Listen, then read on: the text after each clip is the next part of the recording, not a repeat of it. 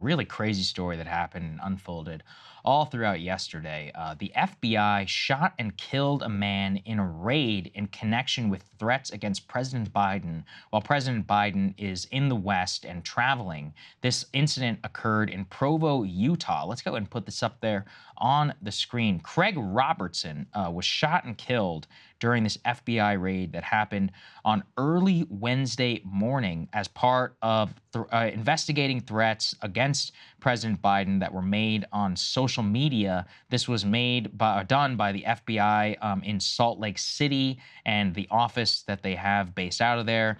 They said, quote, "In accordance with FBI policy, the shooting incident is now under review. As it's an ongoing matter, we have no further details to provide." He was facing actually 3 counts, according to the complaint: interstate threats, threats against the President of the United States, and influencing, impeding, and retaliating against federal law enforcement by threat.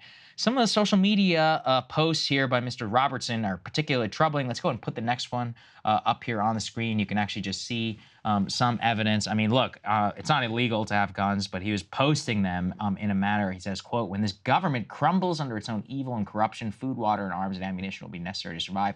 9 words you don't want to hear from government, and we are here to help." Photos of himself in full body armor. The actual thing, though, and we don't think we're able to show these to you, but they are the actual threats, Krystal, that he made on Facebook. The threats themselves were pretty troubling because they included really not only threats against President Biden, but also like, "Hey, FBI, are you listening? If you are, let me know so I can have a gun or weapons like ready to meet you."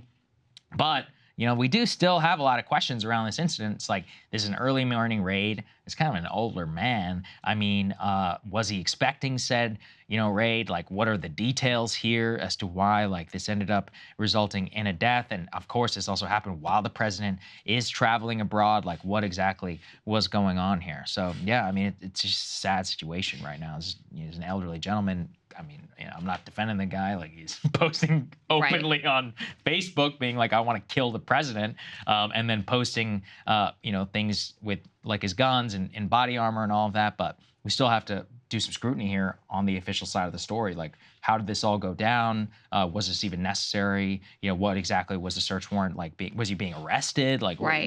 what's the circumstances here of this? What's going on here? Yeah, and Yeah. did he, I mean, Was he holding a gun? Did he shoot at you? right, Yeah, exactly. Was it justified Yeah. that, I mean, yeah, don't make threats against the president. The threats that were made were very specific. He said, "I Right. heard Biden is coming to Utah," which is where this man lived Yes. in Provo, Utah, "digging out my old ghillie suit and cleaning the dust off the M24 sniper rifle." And there were other threats that were very similar.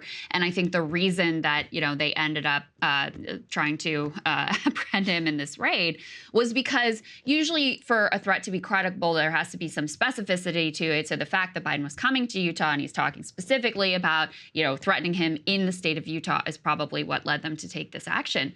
But yeah, an FBI raid for threats is one thing, but there's no indication thus far. They haven't indicated that anyone who was involved in the raid was injured.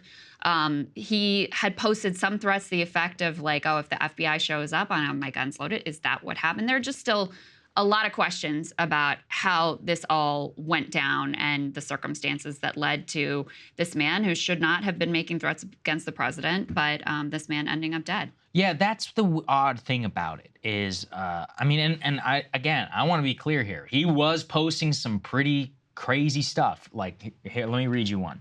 Alvin Bragg, "I'm headed to New York to fulfill my dream of eradicating another George Soros 2-bit political hack," spelled wrong, DAs. "I am be waiting in the courthouse parking garage with my suppressed Smith & Wesson MP 9mm to smoke a radical fool prosecutor that should never have been elected. I want to stand over Bragg and put a hole in his forehead with my 9mm and watch him twitch as a drop of blood oozes from the hole as his life ebbs away to hell. Bye-bye to another corrupt," I don't even know what the word is, Robertson wrote in one social media post. Yeah. All right, so like, let's be real about who we're talking about. But, He's an American citizen. Now you're not allowed to issue threats against the president, or at the very least, like, you will come under investigation for that. I do think that's within the bounds of the First Amendment and also within the bounds of protecting public officials. I mean, look, I don't know if you saw this. There was a presidential candidate just yesterday assassinated in cold blood in Ecuador. Yeah. Horrible video. So it's like, these are very real incidents that we should always be reminded can happen.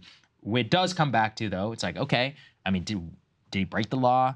I mean, lawful firearm owner, it's Utah. Posting stuff is not necessarily illegal. It's like, so did you come in? Like, were weapons drawn? Do you have body camera footage?